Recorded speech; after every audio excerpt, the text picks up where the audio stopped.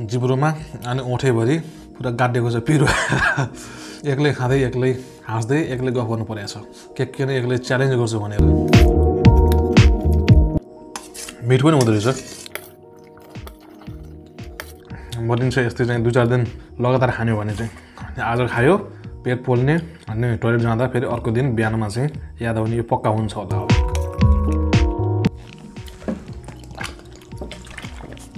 खाना पनि सहिलो छैन गाह्रो छ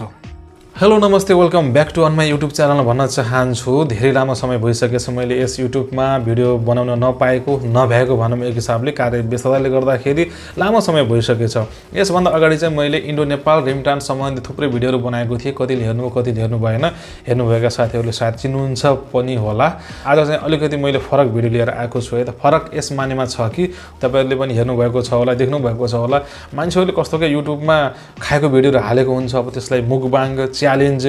अब के भन्छ हैन अब मलाई त्यति खासै थाहा छैन कहिलेकाहीँ मैले हेर्ने गर्थे भिडियो चाहिँ हैन मान्छेहरूले चाहिँ त्यो पिरो आइटमहरू खाएको हुन्छ क्या आँसुका धारा निकालेर रियाल निकालेर त्यो दुःख गरेको पिरो हुँदै पनि मान्छेहरूले खाइरहेको हुन्छ अनि त्यो चाहिँ देख्दाखेरि यसो रमाइलो पनि लाग्ने कसरी खाएको होला भन्ने क्या हैन त्यसले गर्दाखेरि एउटा सामान्य भिडियो आज मैले लिएर आएको छु म चाहिँ इन्डियामा छु हैन अब यो नेपालमा पाइने सबै चीज त यहाँ पाइन्न मैले चाहिँ जनतन एउटा चाहिँ वैको quick hot and spicy noodle भनेर चाहिँ यो पाएँ मैले चाहिँ नेपालबाट मगाएको थिएँ यो पनि सायद नेपालमा पाइने करेन्ट 2 PM रामेन के भन्छ हैन त्यस्तै होला सायद जस्तो लाग्छ एक प्याकेटको 50 रुपैयाँ रहेछ महँगो नै रहेछ भनौँ न एक हिसाबले अब कस्तो छ यसलाई चाहिँ म बनाएर खाएर देखाउन गएको छु के कस्तो हुन्छ कतिको टेस्टी मिठो पिरो हेरौँ है त यति बेला मैले प्यानमा पानी हालिसकेको छु अब यसलाई चाहिँ म इन्डक्सनमा तताउन गइरहेको छु उमाल्न गइरहेको छु अब यसको भित्र चाहिँ के छ मैले चाहिँ यसलाई खोलेर राखेको छु अनि एउटा हातमा चाहिँ क्यामेरा भएको हुनाले अब म चाहिँ यसलाई भनौँ न बोइल गर्न जाँदैछु के कस्तो हुन्छ अनि यो भित्र चाहिँ के छ यो मसलाहरू होला है त यो खानको लागि अब के हुन् यो चाहिँ खाएर हेरौँ यो मसलाहरू चाहिँ छ अब यसलाई चाहिँ एकछिन बोइल हुन दिउँ अब कति समय लिन्छ हैन आजको भिडियो चाहिँ एकदमै रोचक हुनेवाला छ के कस्तो हुन्छ हेरौँ यति बेला लगभग उम्लिन लागिसकेको छ यसलाई चाहिँ हल्का चलाइदिउँ अलिकति फिन्जेर राम्रोसँग चारैतिर यो चाहिँ बोइल होस् लगभग यति बेला यो खानको लागि रेडी भइसकेको छ मैले इन्डक्सन अफ गरिसकेको छु अब यो मसलाहरू चाहिँ पहिले हाल्नु पर्ने हो अथवा लास्टमा हाल्नु पर्ने हो मलाई पनि आइडिया भएन मैले चाहिँ अन्तिम हाल्न जाँदैछु मैले चाहिँ यो प्लेटमा राख्न गइरहेको छु त्यसपछि अब भएका यी मसलाहरू चाहिँ म यसमा राख्न गइरहेको छु के यिनी मसलाहरू छन् खास यसको तरिका चाहिँ अब पहिले बोइल गर्ने बेला यसमा हाल्नु पर्ने हो अथवा पछि यो चाहिँ मलाई आइडिया भएन त्यो चाहिँ तपाईहरुले कमेन्ट गर्नुहोला खाएको मान्छे अब तपाईसँग आइडिया छ भनेपछि मैले चाहिँ यो सबै यसमा मिलाए है त मिक्स गर्न गइरहेको छु है त अब के कस्तो हुन्छ लगभग यसले चाहिँ आफ्नो कलर दिइसकेको छ है त रातो भइसकेको छ अब यसलाई च्यालेन्ज भन्ने कि मुकबाङ भन्ने कि अब आफ्नै भाषाहरू होलान् अब यो खानको लागि तयार भइसकेको छ ल यति बेला म यसलाई चाहिँ लिन गइरहेको छु यो खानाभन्दा पहिले नै यहाँ पसिना आइसक्यो यो देखेर रातो छ हैन हातले नै बजाउनु पर्छ कि अब चाहिँ म सकेसम्म म छिटो खाने कोसिस गर्ने छु है त पिरो त देख्दै छ यो यति रातो छ अब यसलाई चाहिँ म खान गइरहेको छु है त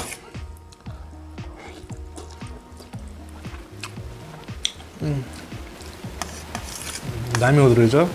पिरो त भयङ्कर छ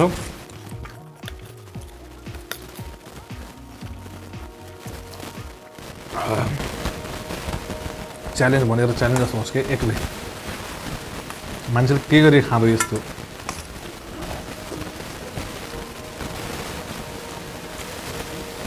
एउटा खाना त यो हाफ छ बस्दै खाँदा के होला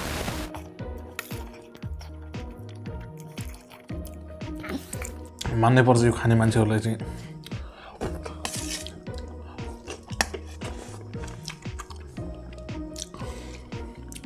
कोही के भन्छ यसलाई चाहिँ 2x 3x स्पाइसी यसको मतलब डबल त्रिबल भनेको त होला नि है खाना खाँदा पसिना पनि आइसक्यो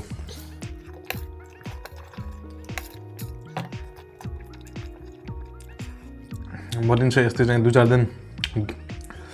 लगातार खान्यो भने चाहिँ आज खायो पेट पोल्ने अनि टोइलेट जाँदा फेरि अर्को दिन बिहानमा चाहिँ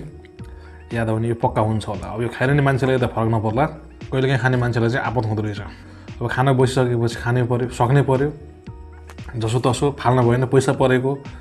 दुःख गरेर बनाएको रहरले मगाएको है त।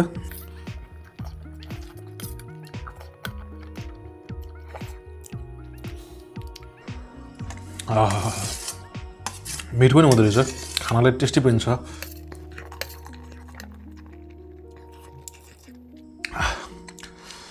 जे जे पनि हेर्नलाई भन्नलाई सहिलो हुन्छ होइन, खान पनि सहिलो छैन, गाह्रो छ। अरूले खाँदाखेरि देखिन्छ नि त युट्युबमा कस्तो मजाले खाइरहेको हुन्छ क्या, यो त के छ अरे एउटा मात्रै हो, यत्तिकै पुरा प्लेट भरेर राखेको हुन्छ क्या। त्यो भिडियो एडिट गरेर चाहिँ बनाएको हो कि साँच्चैकै हो कि त्यतिकै पेटमा कहाँ अड्छ होला, कहाँ जान्छ होला, कसरी खाएको होला, कसरी छिरेको होला, ती हस्तीहरूलाई चाहिँ म सलाम गर्न चाहन्छु। एउटाले चाहिँ यो हालत हुँदो रहेछ।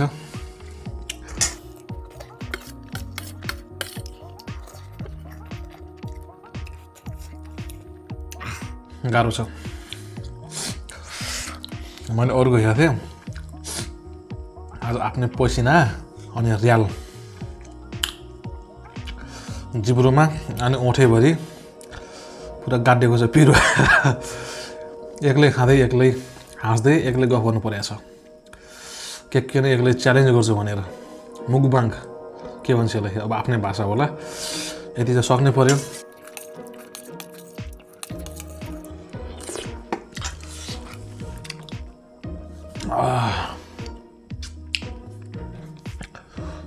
आजको मुकबाङ च्यालेन्ज जे भने पनि मेरो लागि पुग्यो, धेरै खान सकिन्न। यो खाइरहेको मान्छेलाई चाहिँ बानी होला, कहिलेकाहीँ खाने मान्छेलाई चाहिँ आपदै पर्दो रहेछ। एउटा खाना पनि गाह्रो, धेरै खाँदाखेरि के हाल होला, रमाइलोको लागि अनि आफ्नो इच्छाको लागि खाइयो, टेस्ट गरियो,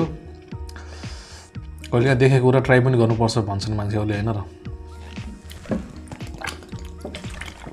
धेरै त भन्नु केही पनि छैन है। यो भिडियो आजको लागि यही नै समाप्त गरिदिउँ। मान्छेहरूले कसरी खाइरहेको हुन्छ चाहिँ युट्युबमा होइन, उनीहरू त सायद बानी पनि परेर होला, मजाले खाइरहेको हुन्छन् क्या। पिरो त हुन्छ होला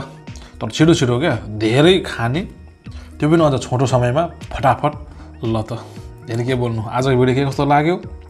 सामान्य नै छ, त्यस्तो रोचक एकदम भयङ्कर त केही पनि छैन, सामान्य नै हो। यसो रमाइलोको लागि अनि एउटा आफ्नो इच्छाको लागि त्यो चाहिँ आज गऱ्यो। Okay, Tata, by by.